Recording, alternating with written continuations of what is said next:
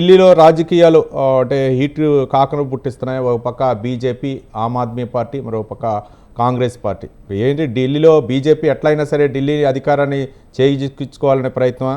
ఓ పక్క ఇంతకుముందు మనకి కోటేశ్వరరావు గారు చెప్పినట్లు కొన్ని అంశాలను తెరపైకి వచ్చాయి. మద్యం కుంభకోణం కేసులు అవ్వచ్చు, అలాగే గుళ్ళు గోపురాలను ఈ నెపంతో ఆమ్ ఆద్మీ పార్టీని ఏ విధంగా చేయాలో, ఇరికించాలో ఆ విధంగా చేస్తున్నారని లెఫ్టినెంట్ జనరల్ని అడ్డు పెట్టుకొని చేస్తున్నటువంటి ప్రయత్నాలు ఇవి.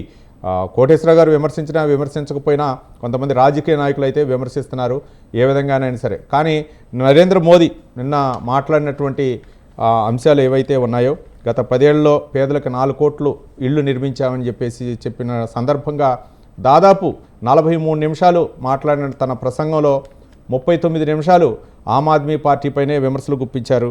ఏంటి, ఏ విధంగా సమర్థిస్తారు, ఏ విధంగా దాన్ని మీరు పార్టీ తరఫున స్పందిస్తారు? ఒకటి 2 అంశాలండి. ముందుగా ఇక్కడ ప్రేక్షకులకి, స్వతంత్ర న్యూస్ ప్రేక్షకులకి, ప్యానెల్ ఉన్న మిత్రులకు కూడా నమస్తే. ఇక్కడ 2 అంశాలు. ఒకటి వచ్చేసి ఆమ్ ఆద్మీ పార్టీ తను అధికారంలో ఉన్న కాలంలో ప్రజలకు ఇచ్చినటువంటి హామీలు, వాటిని నెరవేర్చినటువంటి విధానము ఒకటి. 2, తన యొక్క ఐడియాలజీని ఇటుపక్కకు తిప్పింది. అసలు సొంత ఐడియాలజీ ఏమైనా ఉందా? ఆ సొంత ఐడియాలజీ ప్రకారం వాళ్ళు ఢిల్లీ పరిపాలన సాగిస్తున్నారా, లేదా ఎవరినన్నా ఈ కాంగ్రెస్ పార్టీ కావచ్చు, కమ్యూనిస్ట్ పార్టీ కావచ్చు, వాళ్ళ దగ్గర నుంచి ఏమన్నా అప్పు తెచ్చుకొని ఐడియాలజీని దాన్ని ఫాలో అవుతున్నారా అనేది మనం 2వ అంశంగా చూడాలి. 3వ అంశం మీరు చెప్పిన విషయానికి వస్తే, బీజేపీ ఏం చేస్తుంది, బీజేపీ ఢిల్లీని గెలవగలుగుతుందా, గెలవలేకపోతుందా, ఈ 3 అంశాలు. మొట్టమొదటి అంశం గురించి నేను మాట్లాడితే, ఆమ్ ఆద్మీ పార్టీ ఏదైతే హామీలు ఇచ్చిందో ఆ ఉచిత హామీల్ని మనం కొంచెం జాగ్రత్తగా ఒకసారి చూస్తే, వాటన్నిటిలో కూడా ముఖ్యంగా మహిళలకు ఏదైతే 1000 రూపాయలు ఇస్తామని చెప్పేసి ఆమ్ ఆద్మీ పార్టీ ఎన్నికల్లో ఇచ్చినటువంటి హామీని ఇప్పుడు ఆ 4 సంవత్సరాలు గడిచిన తర్వాత ఇప్పుడు మళ్ళీ ఎలక్షన్స్ వస్తున్నాయని చెప్పేసి దాన్ని అమలు పరిచేందుకు రకరకాల జిమ్మిక్కులు, రకరకాల డ్రామాలు అన్ని ఆడుతూ ఉంది. అంటే మనం అర్థం చేసుకోవాల్సింది ఏంటంటే, ఆమ్ ఆద్మీ పార్టీ కూడా ఉచితాలపైనే నడుస్తా ఉంది, ఉచితాలతోనే ఎలక్షన్లు గెలుస్తా ఉంది అనేది మనం అర్థం చేసుకోవాలి. ఇది మొట్టమొదటి అంశం. నేను చాలా షార్ట్ కట్ లో చెప్తాను. 2వ అంశము ఆమ్ ఆద్మీ పార్టీ యొక్క ఐడియాలజీ, తన యొక్క సిద్ధాంతం ఏంటి.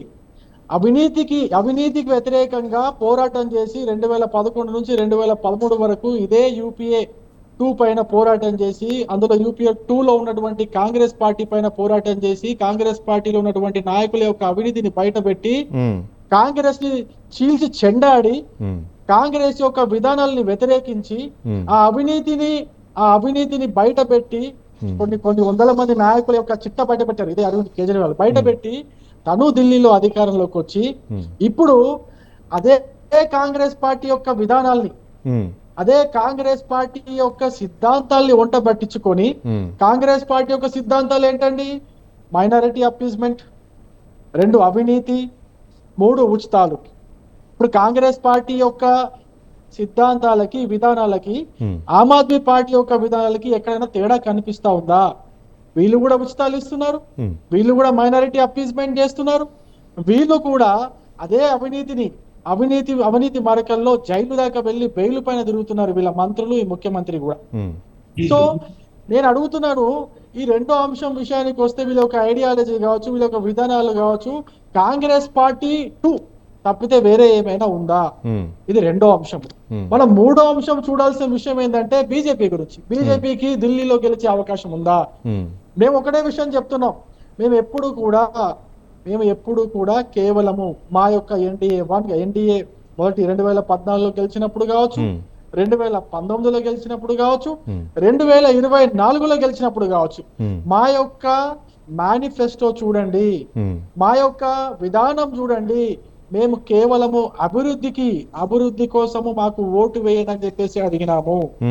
2014లో కావచ్చు, 2019లో కావచ్చు, కులాలకు అతీతంగా, మతాలకు అతీతంగా, మీకు కులం కావాలంటే పేదరికాన్ని మీరు మీ పేదరికం మర్చిపోవాలా, మీకు మతం కావాలంటే మీకు పేదరికం ఉంటది. వీటన్నిటికంటే ముఖ్యమైన అంశం, మాకు పేదరికాన్ని పోడగొట్టాలా, అది ముస్లింలు కావచ్చు, హిందువులు కావచ్చు, ఇంకెవరైనా కావచ్చు, మనకు ముఖ్యమైన శత్రువు పేదరికం అని చెప్పేసి నరేంద్ర మోడీ గారు 2014లో కావచ్చు 2019లో కావచ్చు ఎలక్షన్లకు పోయారు. కానీ ఆయన ఎప్పుడు కూడా మతాన్ని గాని దేవుళ్ళని గాని అడ్డం పెట్టుకోలేదు. ఎస్, కొన్ని అంశాల్లో ఎన్నో ఏళ్లుగా పెండింగ్ లో ఉన్నటువంటి కొన్ని అంశాలు, అది అయోధ్య రామ మందిరం కావచ్చు, ఆర్టికల్ 370 కావచ్చు, త్రిపుల్ తలాక్ కావచ్చు, సిఏఏ కావచ్చు, బంగ్లాదేశ్ యొక్క అక్రమ చొరబాట్లు కావచ్చు, ఇటువంటి అంశాలపైన ఇవన్నీ దేశ భద్రతకు సంబంధించిన అంశాలు. ఒక మెజారిటీ వర్గాలు 500 సంవత్సరాల నుంచి పోరాటం చేసినటువంటి ఒక క్లిష్టమైన సమస్య కావచ్చు. ఈ సమస్యల పైన మేనిఫెస్టోలో పెట్టుకున్నామే కానీ ఎప్పుడు కూడా మేము అప్పీస్మెంట్ రాజకీయాలు మా 2014 కావచ్చు, 19 కావచ్చు, 24లో కావచ్చు ఎప్పుడు కూడా అప్పీస్మెంట్ రాజకీయాలు మేము చేయలేదు. అది మా విధానం కాదు, మా సిద్ధాంతం కాదు. మేము నమ్మేది ఒకటే, సబ్కా సాత్ సబ్కా వికాస్ సబ్కా ప్రయాస్. ఇది నమ్ముకుంటూ మేము ఎలక్షన్ లో పోటీ చేశాము. ఇదే నినాదాలు తీసుకొని ఎలక్షన్ లో పోటీ చేశాము. మాకు 2014లో మాకు అధికారం ఇచ్చారు, 19లో అధికారంలో ఇచ్చారు, 2024లో కూడా మాకు అధికారాన్ని మా ఎన్డీఏ కూటమికి ఇచ్చారు. ఇదే అంశాన్ని మేము ఢిల్లీలో ఎప్పుడైతే ప్రయోగించామో అప్పుడు ఢిల్లీ ఎలక్షన్ మట్టుకు చెప్తాను. కానీ అన్ని చోట్ల సక్సెస్ అవుతున్నారు కానీ ఢిల్లీలో సక్సెస్ అవట్లా. రైట్.